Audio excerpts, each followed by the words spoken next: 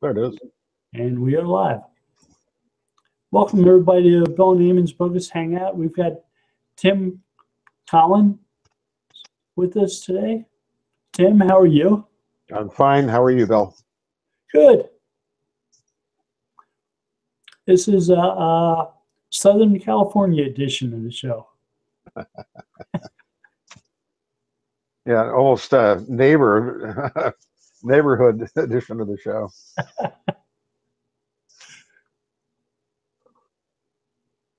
So what you been up to, Bill? I just got off the phone from a audit call. Just did a client audit for a site up in Orange County. Mm-hmm. We're making this a neighborhood show. I guess that's relevant. Yeah. Mm-hmm. It's fun talking to clients who understand the importance of doing SEO. Who, even if some of it is, I don't know why those titles or meta descriptions are so short. That's not what we asked for. Well, but I saw something from Google in one of the search engine sites yesterday, some announcement Google saying that meta descriptions are no longer going to be limited or in length or something like that. Did you see that? At least as far as what they'll use in rich snippets.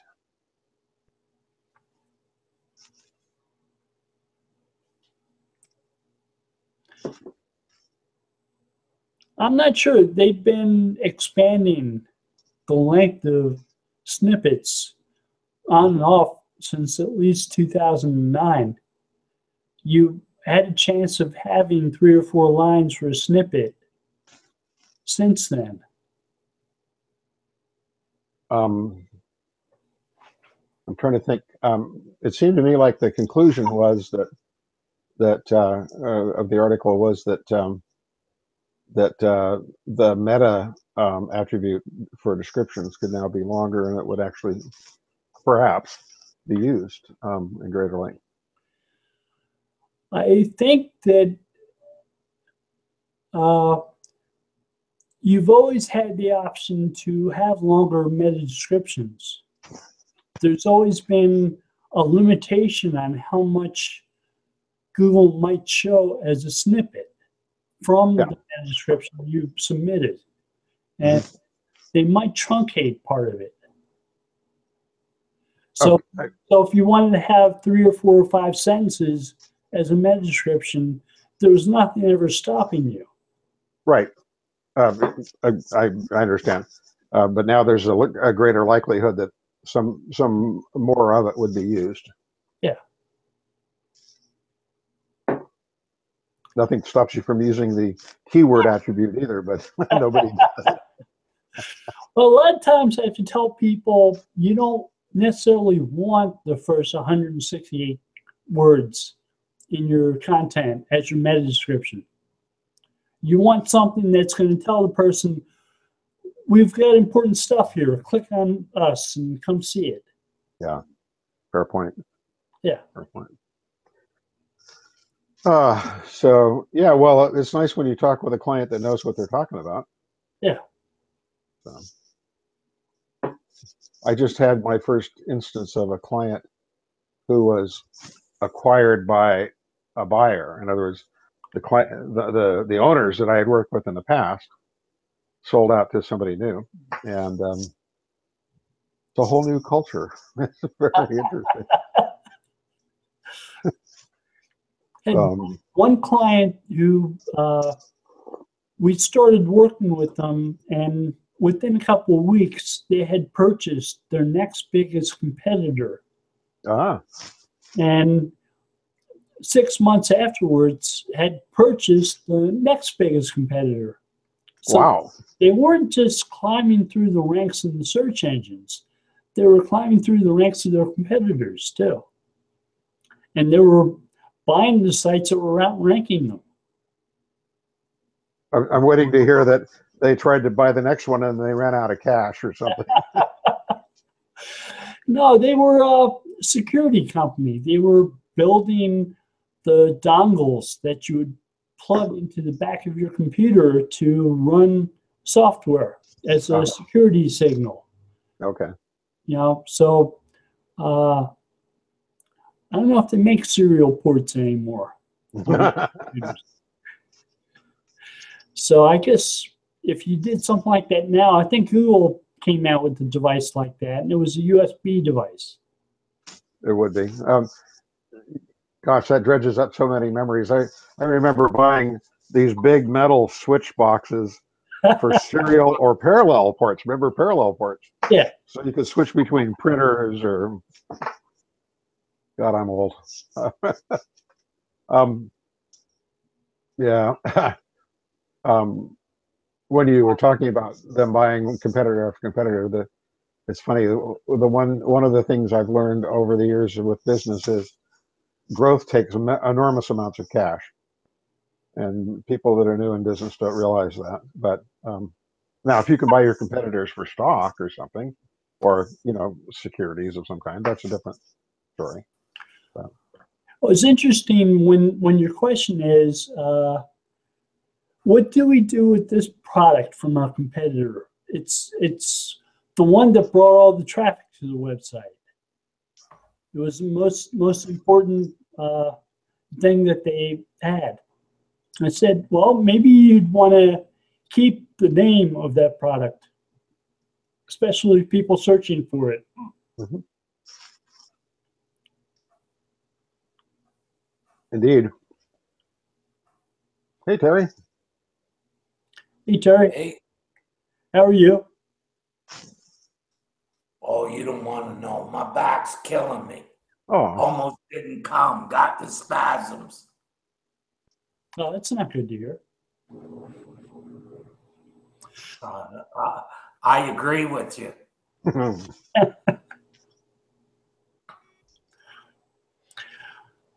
So what are you up to, Mr. Terry? Oh, cleaning up sites and clients. Got rid of a couple of clients, and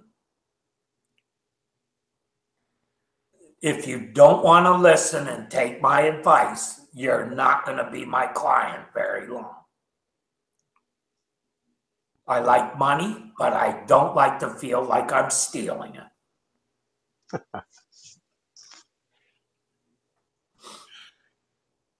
If you're going to help me, use that money to buy your next biggest competitor. Because that's the only way you're going to beat them. It works, too. Sometimes there's virtue in being the one that sells to somebody. That's what I did a couple of years ago with my home care company. And now I'm focusing full time on this business. But oh my God, sometimes it's such a relief to sell. Yeah.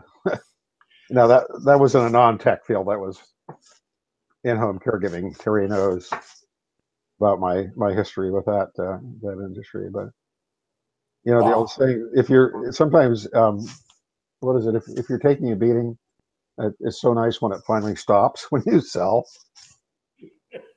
God. I have a client who does cloud security, and they've been purchased twice now. That's a space where there's a lot of merger and acquisition. Yeah. Because the small companies are more nimble than the big companies. So the big companies are doing what they always do. They buy the little companies. And it's good. We're moving up that chain in terms of providing SEO. So now we're doing SEO for semantic. Good. Originally, yeah, we'll talk off there. Been there and done that. Yeah.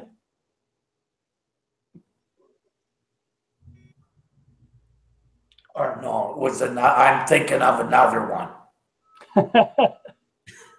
But it was actually a competitor. Actually, quite a close competitor to semantic. Okay. But I was thinking the other day, anymore, a client that had success from 2000 to 2010, but has been on a downhill trend ever since, I'm not going to touch with a barge pole anymore unless they're willing to throw away everything that they knew or think they know and are willing to listen to me. Because these guys still think it's 2003 and you can have, 100 sites, and Google just doesn't rank any of them. They don't care. They don't have to ban you now. They just don't give you any traffic. Well, it seems like people don't want to do the work either. So Barry Schwartz published something in SEO Roundtable that says you don't need links anymore to have your website rank. But he goes into more details in the article. He says, of course, that's for non-competitive terms. It's not a surprise. That's always been true, though. It's always been true, yeah. Exactly. That's not new. No. But even those kind of terms are a lot harder to do than they were, many years ago. Well, the room keeps becoming increasingly crowded on the web. There's more and more noise, more and more competition. You know what? It used to be when I first started, I could go in and change a title and go right up, zoom to the top. Yeah. 10 years later, do the same, get a good link, zoom to the top. Now, do those two things, wait 6 months, Exactly. and you might move a little bit. I was going to say 6 months, exactly. I was talking to Dave and I used the dirty word. I think things are almost like Sandbox. I don't think anything, they index it, but they don't move the ranking right away until it goes through some kind of process. I really believe that's the case, especially moving on to page 1. The way people used to use the term sandbox was derogatory, as in if it was some type of initiation or punishment. And some computer scientists from Google said, no, it's like starting a bricks and mortar company. You can't just move into a place, put up an open sign at the front door and expect lots of business. It takes more work than that. Well, just like a business, I think you have to build trust with the customers, right? And prove you have a good service. You have to prove a few things. But in the old days, just building a website, that was true even, not that long ago. I would say pre-Hummingbird, I could get stuff ranked right away by just looking at the universal SERP, figuring out what wasn't there that should be there, and you're good to go. Make some new content, and you're there because you had 5 different ways to enter. To a degree, that's still true. If you find marketing gaps, content gaps, and you address them, it does make a difference. Yeah, but now you would have to find what I call an old universal SERP, a blended SERP, for that to work. Like, I think, like, you can look at Query Space and say, look, they've made the whole thing local. Look at Jaguar. Even on an ambiguous term like that, 90% of the listings are for dealers. And I bet you if you were in a big metropolitan area where there's lots of dealers, that'd be all of them. And that's kind of like the localization taken effect. Remember when all of a sudden you didn't have to add the city to get all tradesmen from that city? That just started happening all of a sudden. That's what I call localization of a query space. You remember Google Maps used to have a what and a where. You used to put what you were looking for and what city you wanted it from. And then they changed that to one search box.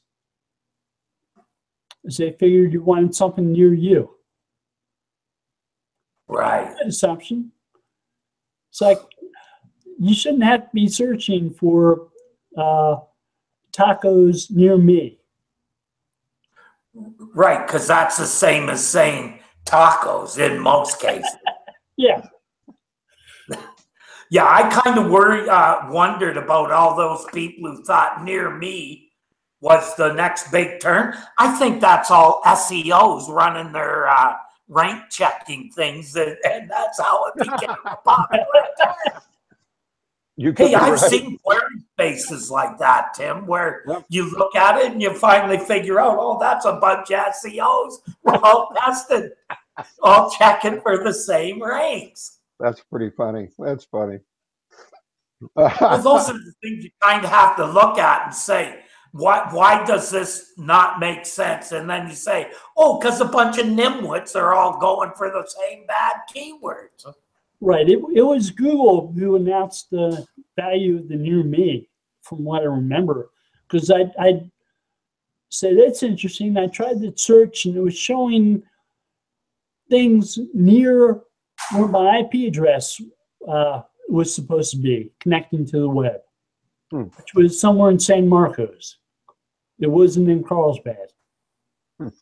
Oh, okay. Yeah, you have the same problem as Steve, where his IP is in another county or something, so he doesn't get the same results. It's not quite in another county, but it's not right next to me.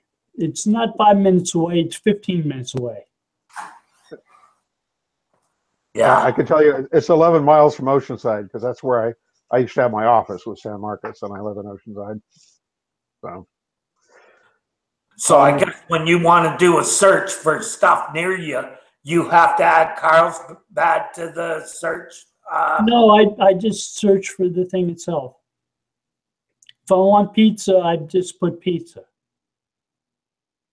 Okay. What, and then you order it from Carlsbad, from that other place? Don't they ask you? Well, did you ever try, asking for something like pizza in Carlsbad, or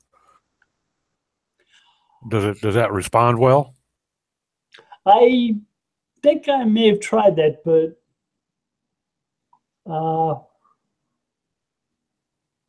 I knew where all the pizzerias were.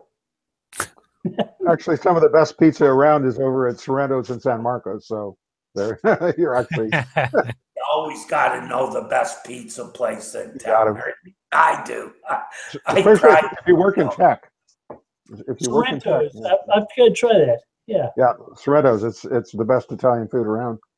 So there are cases I see still where having a geographic modifier makes a difference. For instance, in my industry, the term hospice by itself is almost impossible to produce a local pack for in some parts, for instance, of the Midwest. You have to say hospice, Cedar Rapids or something like that to produce a local pack in the SERPs. Because hospice. I remember when the Venice update happened, because I had a client who ran a hospice in Florida. Mm-hmm. And all of a sudden, they were ranking number 4 for hospice in Google Analytics. It's like, so like if I've got a client in Iowa, that was pre not provided days.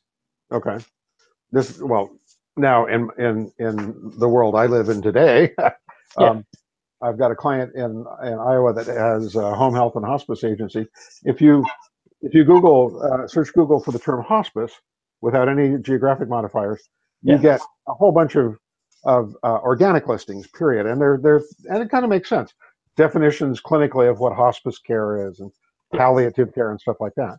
But you don't really see any specific hospice providers in that long list until you get down to, like what would be page 2, in most cases anyway. But if you say hospice Cedar Rapids, boy, you're going to get a bunch of local listings along with organics that are like the definition of hospice and things like that. So it still matters in some cases, but it matters, I think, if you're searching for a term that has some specific, clinical or technical meaning, as well as like a local provider kind of it's not clear that you've got local intent, basically, in some cases.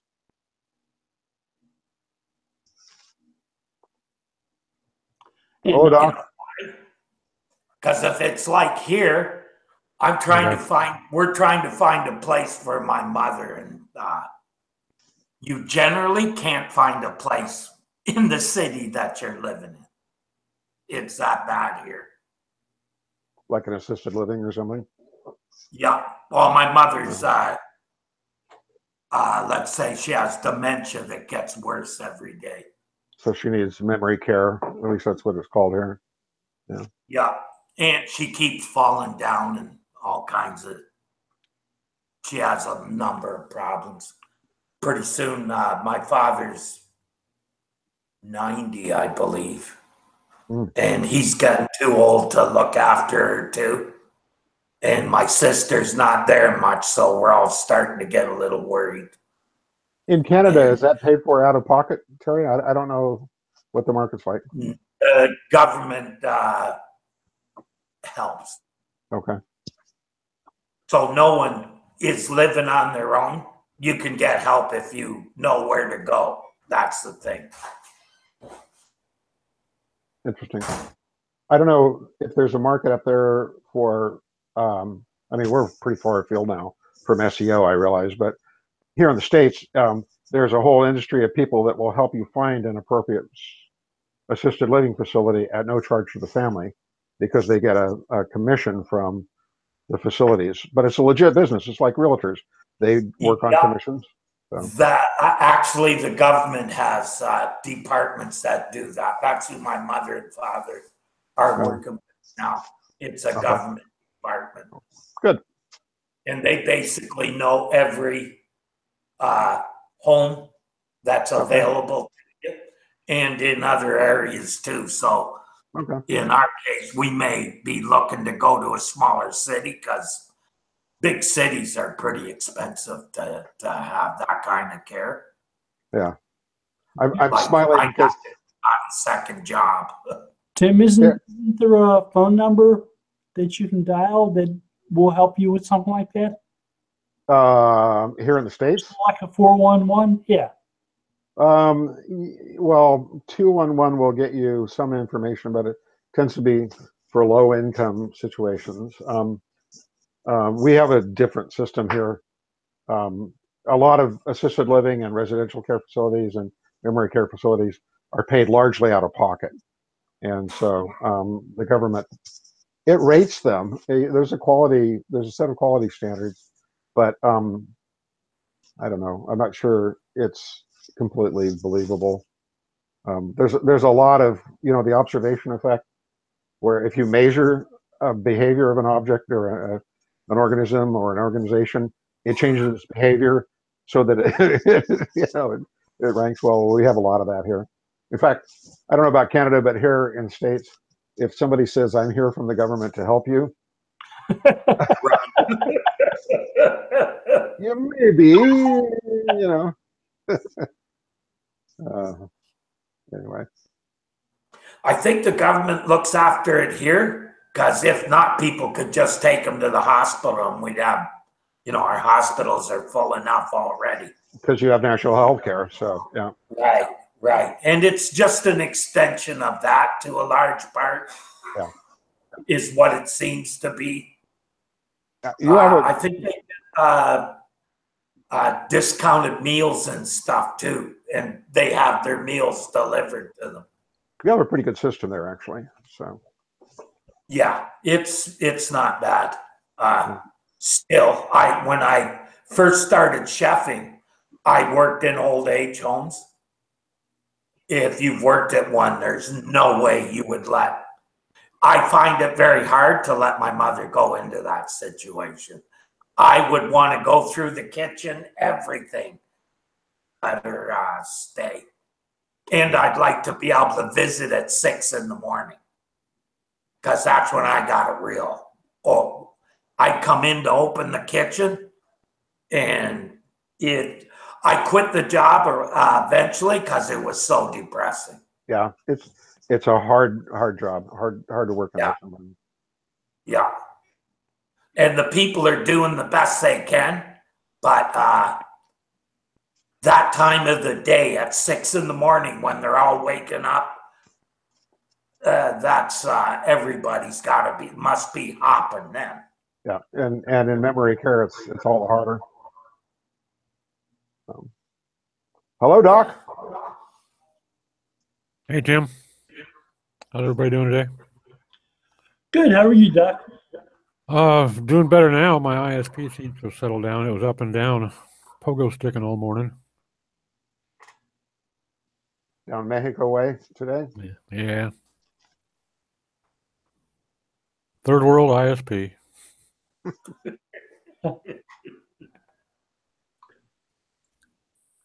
So, how do you feel about Santa Ana winds down in Mexico? Well, when they actually arrive, I love them because it generally means warm air. Okay. You wouldn't last a week up here. I wouldn't last a friggin' day up there, Terry.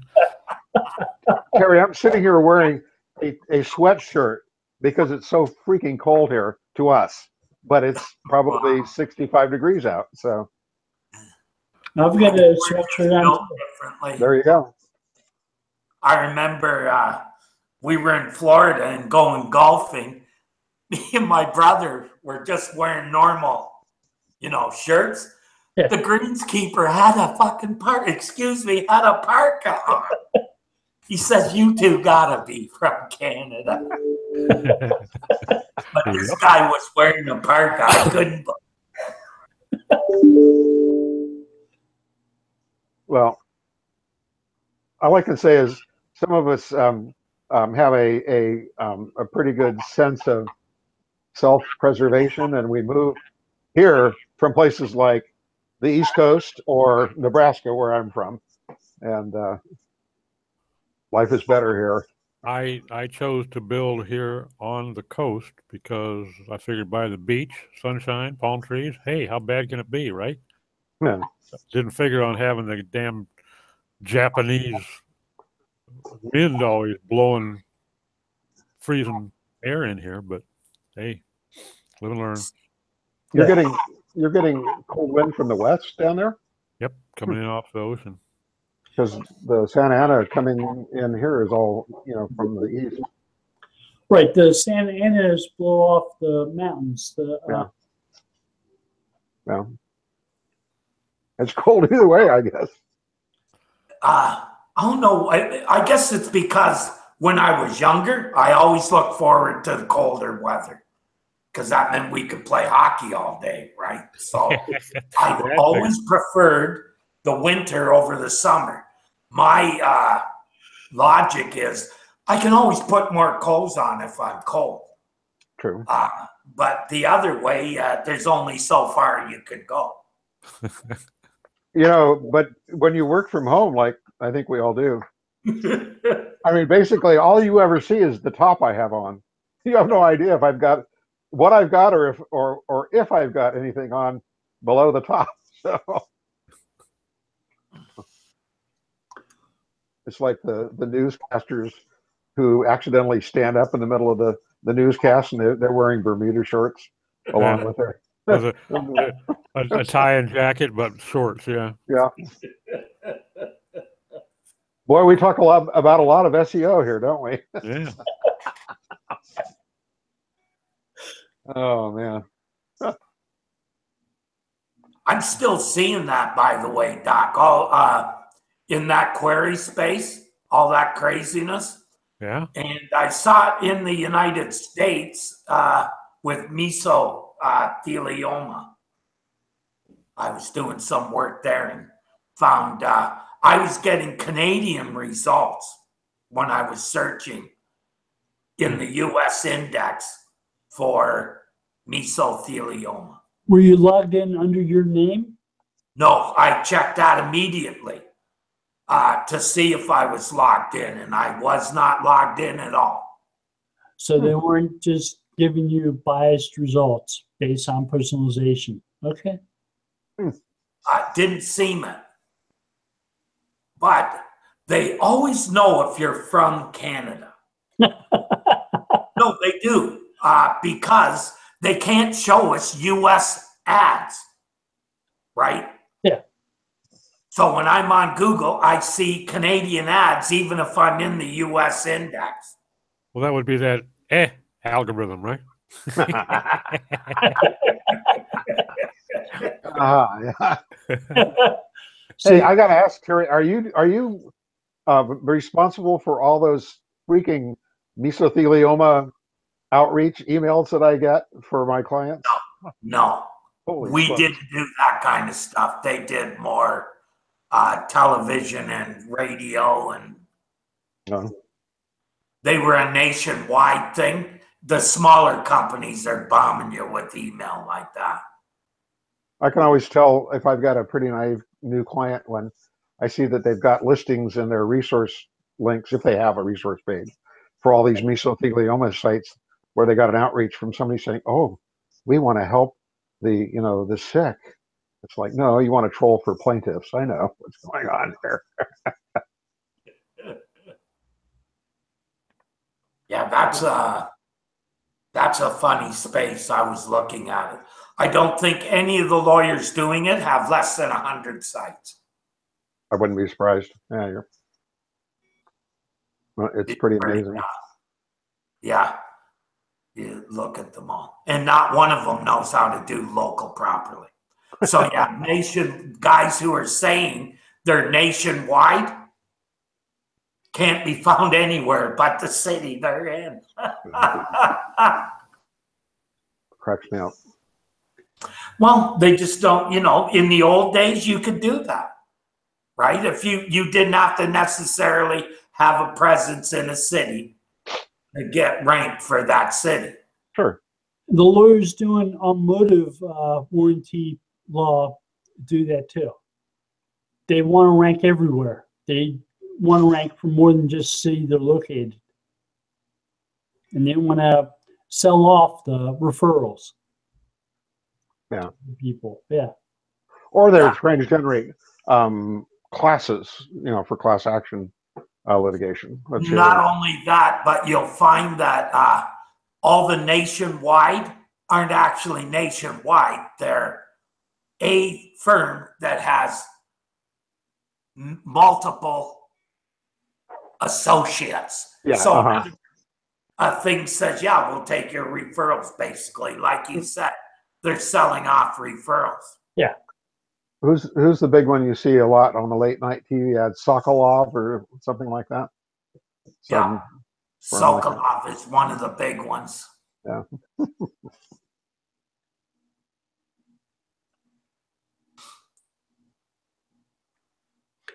Just one big case really makes all the money. Get that $50 million punitive damages. Not quite that much, but it's high. There have been $50 million punitive damages in multiple cases. You get some of those asbestos cases and some of the surgical mesh cases and things like that. Yeah. Yeah, where it's a lot of people involved. Yeah. And a lot of the meso is not on, because so many of them ended up like the companies that you would sue. Yeah. Already know they're going to get sued, and they already have trusts set up. The government made them set up trusts so they couldn't go bankrupt and leave everyone hanging. Right. I worked for the courts in Delaware. We had complex litigation automated docket, where we would have companies filing electronic documents in asbestos cases and so on. Yeah. And the trusts are set up for most of those because the government made sure they set them up. Yeah. So they could stay in business, and so no one could go bankrupt and get out of paying that way. Well, the companies were going bankrupt and getting out of closing down, like John's Manville. Right. End up shutting down at some point because they couldn't afford to keep on paying people. Well, also, you can't even mine asbestos in the United States anymore. It's all imported. Yeah. And I believe you have to have a license to even bring it into the country. I'm not sure of that, but it wouldn't surprise me because it's classified as safety Hazardous material. product, basically. Yeah. It used to go into so many products. Yeah. Oh, like popcorn ceilings for about 25 years. Popcorn ceilings in residents throughout the United States was all done with gunite style chopper guns shooting asbestos fiber up onto the ceiling. Yeah. And all that shit's just been falling down into the living room and bedrooms all those decades. Well, and it was used extensively in military applications, military hardware, and There are a big number of the applicants are World War II vets. Yeah. I was on bases, and the Navy is really bad. Yeah, there's a lot of asbestos on a military ship. I rode a ocean-going fleet tug that was commissioned in 1942. It'd have a ton. And we went into dry dock for overhaul, and they spent 16 weeks in asbestos remediation. Wow. Because the first thing they had to do is they had to go in there and seal off. They actually put up visqueen sheeting on all the bulkheads that had any of this, because it's all got, you've got 2 and 3 inches of this stuff shot onto the walls. And so they had to sheet all this stuff off to make it safe to work in so that people could go in and pull the engines out. And then once they got the hull basically emptied out, then they let the remediation crews go in there and start removing the shit. So I'm thinking to myself, okay, we've been riding this goddamn boat now for 35 years, living, eating, sleeping, and everything else in here. And no problem at all, but we can't let these yardbirds in here for 12 hours without putting a hermetic seal on everything. Thank you very much. The VA hospitals are full of mesothelioma diagnoses. If you're one of the ones who works on the materials that were filled with asbestos, you're more likely to suffer from it. Oh, absolutely. The ship fitters, these guys, the hull techs and ship fitters, these are the guys that had to weld on, and you cut the stuff away in order to get far enough away to be able to weld, and whether you're just mounting a junction box or putting up some hooks to hang something on. Yeah. So those are the poor schmucks that were always having to handle this stuff. And of course, in those days, nobody used face masks or rebreathers or anything unless they were fighting a fire. I think it was 1978 when the Environmental Protection Agency made it illegal. They made it illegal to use it in new installations, but it took several years after that before they started requiring remediation. So, in fact, I was at McDonnell Douglas. We had a project there where we had to move a door opening from the north wall of a center over to the east wall. Okay, we're going to blank out this door and cut a hole in the bulkhead and put a new door over there, 30 feet away. Okay, ended up being a $4.5 million asbestos remediation project because some asshole went downtown and pulled a permit, which we didn't have to do because we were actually in the airport facility. But some idiot went down and pulled a permit. Inspectors came on, showed the permit, so the guards let him in. And they basically they shut the whole damn building down when the MD-80 was under construction. Okay, they were just laying the first fuselage for the prototype MD-80, and they shut us down, and they had to move the entire project to a whole new hangar because this thing was going to be down. It ended up being about a 2.5-year project. I mean, we're talking about a 300,000 square foot shop facility. Okay. Wow. Wow. And it was just chock full of asbestos. $4.5 million just for the remediation. Never mind all the construction costs. You know, it was unbelievable. The town I lived in New Jersey was next to the town of Manville, which was the world headquarters for Johns Manville. Yeah. So it was one of the biggest asbestos manufacturers in the country. And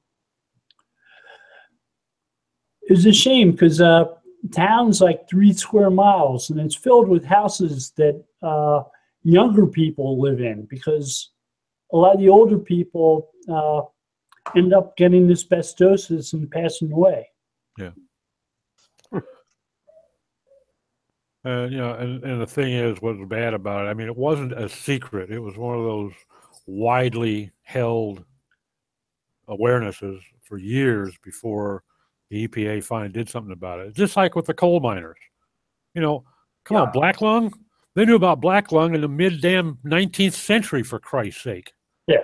But these poor schmucks up there in these little backwoods towns in Pennsylvania, there was nothing else. There was no other way to feed their family except to work in the damn mine. And to make a promise that you're going to help reopen the coal mines? Yeah. And win an election based on that? Well, it's okay because they're going to break out the washers and they're going to make it clean coal. that idiot. God, don't get me started. Yeah, we can do religion next then too. Yeah. It's you know, it's kind of sad because, you know, we know these things, and out of necessity, some people fall victim to it. But the people that have the ability to do something about it, there's money being made. You know, basically, that's what it boils down to. There's money being made, and it's just political suicide, I guess, to go after something like that.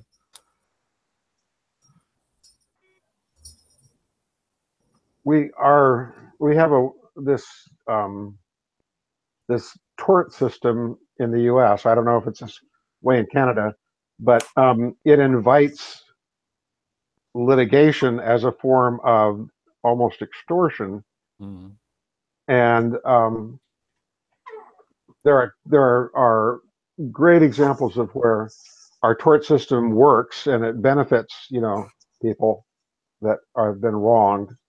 And there's so many other cases where it just is used as a form of legal extortion, legalized extortion.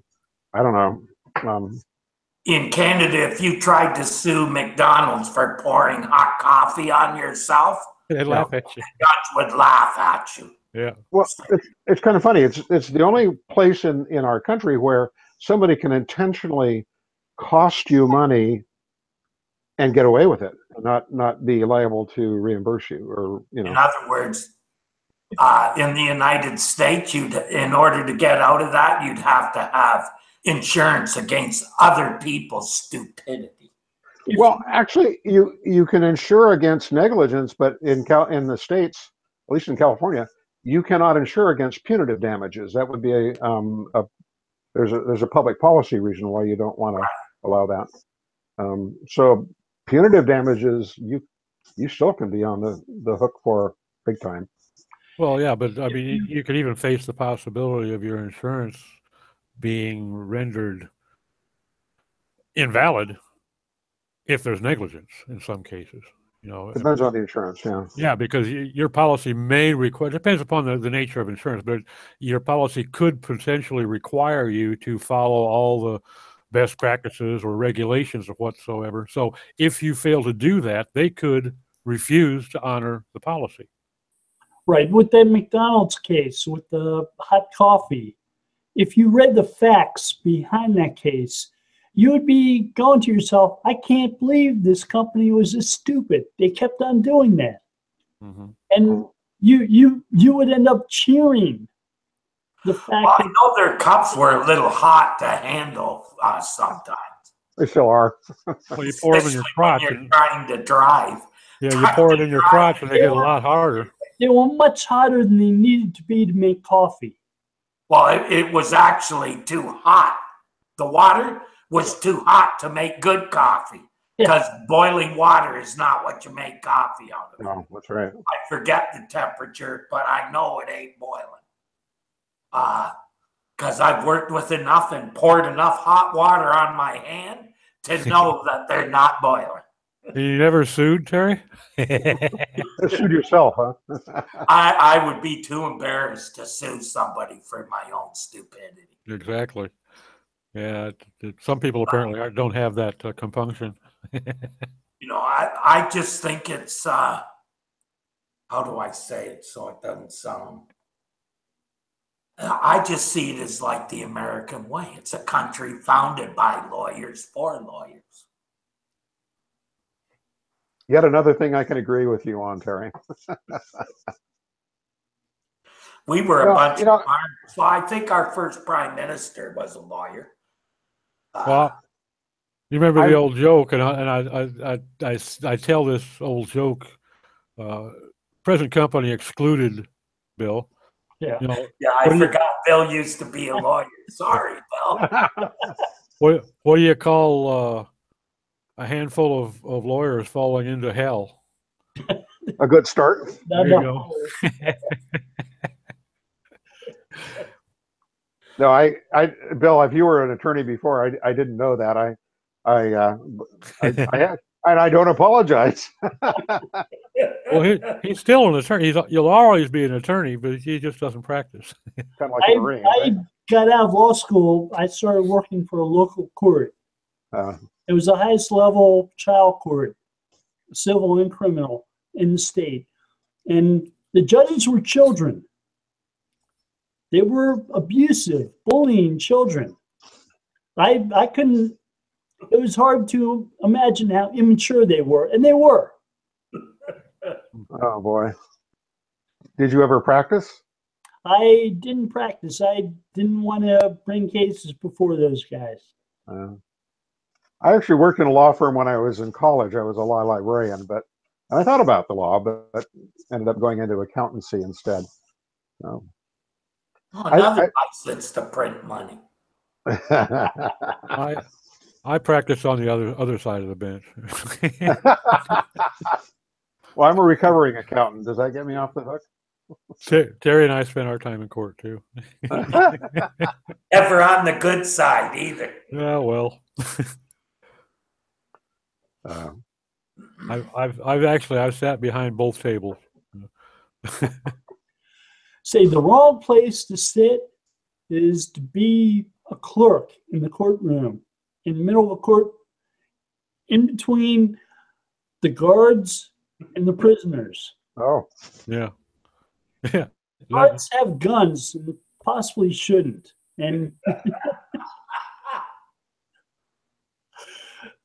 the prisoners aren't necessarily always afraid of them. I only had to tackle one prisoner while I was there the whole time. I hear this, help me, coming from the jury room. And there was a prisoner who escaped from the sheriff's office. And he had a sheriff and a Capitol police officer in front of him. He had punched the Capitol police officer in a place that caused him to double over in pain. And the Capitol police officer, she was trying to put handcuffs on the guy and not doing too well. So I came over. He happened to be laying on the ground. She was trying to put the handcuffs on his back. I sat down on him, pushed his arms together so she could get the handcuffs on him. We let him up. He started talking about how he was going to sue all of us. Uh-huh. Welcome to America. Yeah, well, I ran into that one time as a cop too. We had this guy went berserk in a little thrift store and started tipping over. I mean, shelving units. They're 7 or 8 shelves high, like imagine in a drugstore, just full of product. it took some work for him to really lean into this thing and get the thing to tip. And it was about a 12-foot long shelf. Tip man. it over on this gal that worked there. Huh. Could have easily broke her leg or her hip, but it didn't. But he went berserk and started throwing and slinging and cussing and spitting and punching and everything else. We got the call, and 3 cars hit there at once. And it took all 3 of us to get him on the ground. And the guy that had been my TO when I first started on the force was one of us. He had the guy down, had his hand on the back of his head, pushing his face into the floor and telling him, "You calm down, because if you get up and you start any shit, I'm going to put you down again."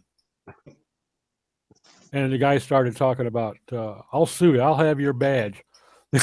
He just grabbed his hair, picked his face up about 12 inches, and slammed it back down onto the floor again. He says, "Like I said, shut up." The guy was still out when they got to the station. But what happened? Well, I think he must have slipped. But that seems to be the first response. "I'm going to sue you. I'll have your badge, or I'm going to sue you." Yeah, I've never been arrested. I've gotten tickets driving a couple times. That's the worst thing I've ever run into. But I've always thought, if I was being arrested, that would be a really bad time to, give any lip, to, argue, to make threats. It's kind of like, yeah, that's a good time to be thinking about self-preservation, not confrontation.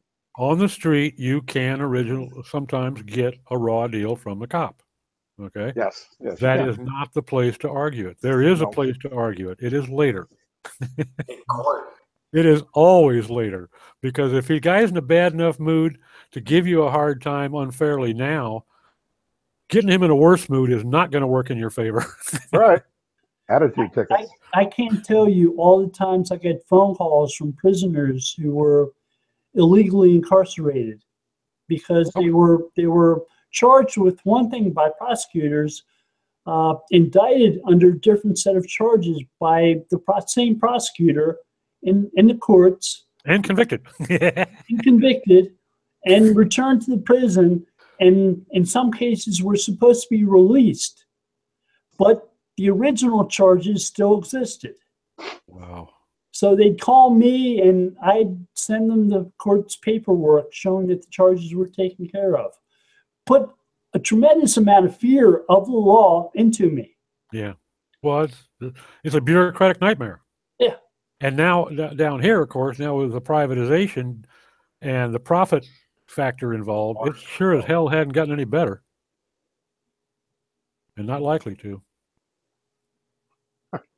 I remember taking my oldest grandson up to Santa Barbara County.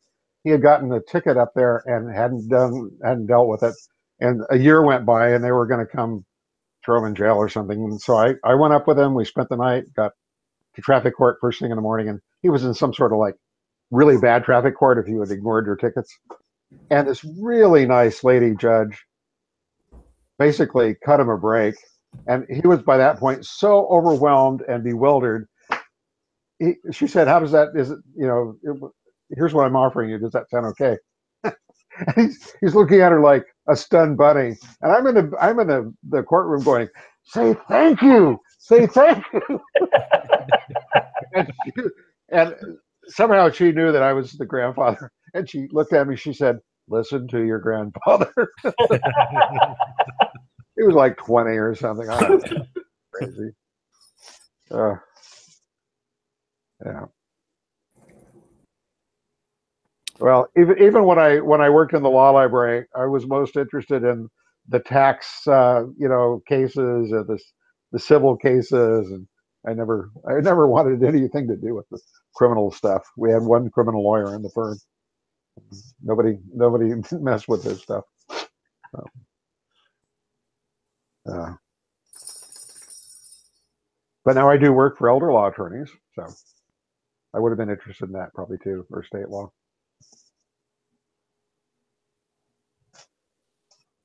Well, I can't believe I'm still online. You're looking good Oh. too. I look a whole lot better than I do in real life. Are you feeling better? You were sick there for a little while. I just got a nice cold is all. I'll probably have that until about late June.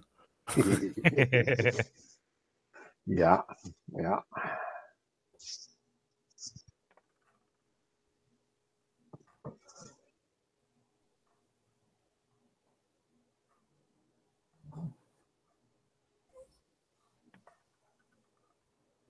Well, we're a quiet bunch. Yeah, there's only 4 minutes left. Yeah. Well, that gives us a chance to go around and have everybody tell us what they're working on for next week. Terry, what are you up to for this next week or so? Next week, I'm doing a little bit of development. I wrote one article on local search, and I think I'm going to give one on ambiguous query spaces. Cool. Where are those going to appear? the last one was on a workspace site. So like an office site. That's how, even something that's, it was very pertinent to that crowd.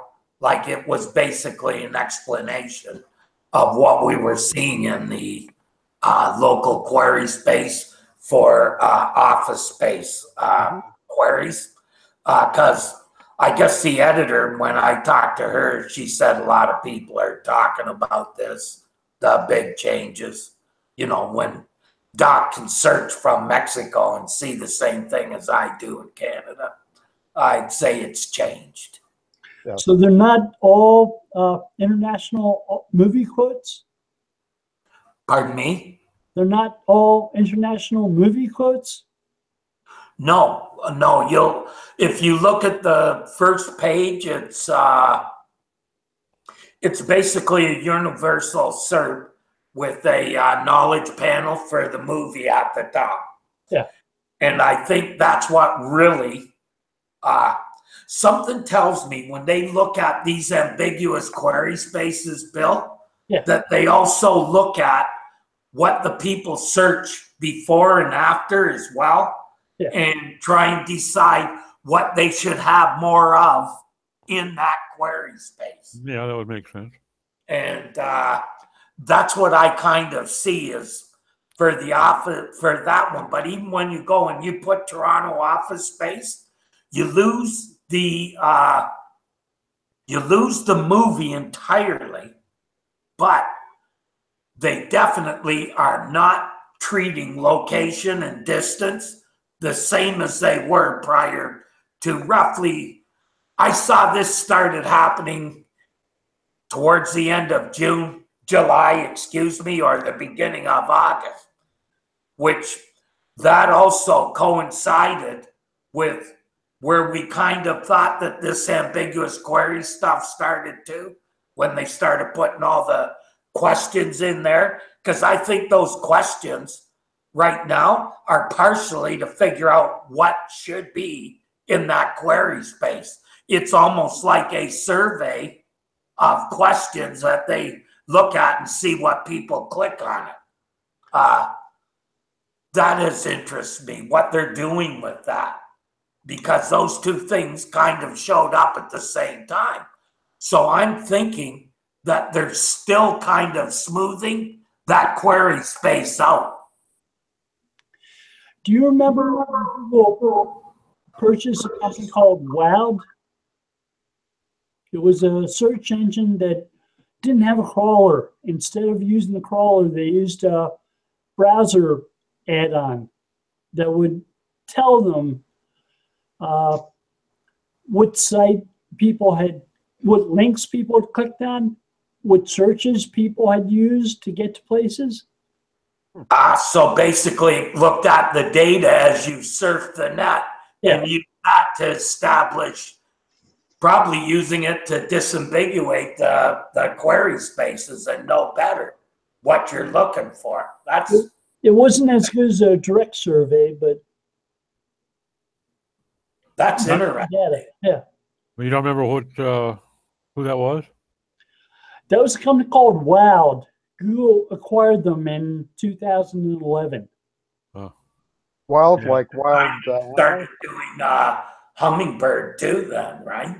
It was supposed to rhyme with crowd. It was WOWD. Huh. Sort of crowdsourcing, crawling the web. Interesting.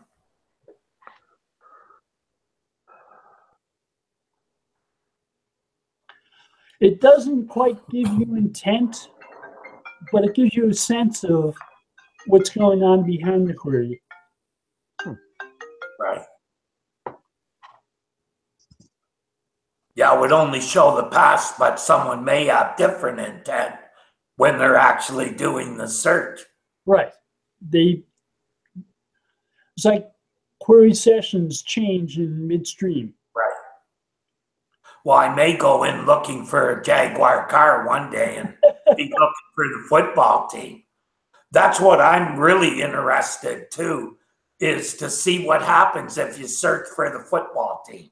I haven't taken my research that far yet.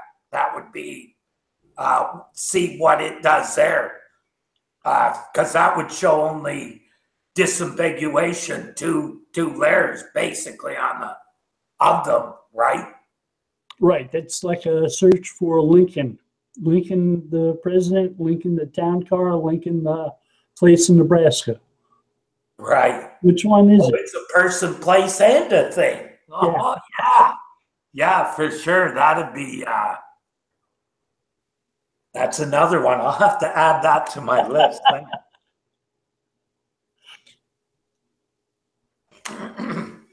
This made me wonder where jaguars live. I just went and looked. Turns out that they live in Central and South America and some parts of Texas. Did not know that. I thought they were probably African or something. South American. Interesting. Probably started as a pet somewhere.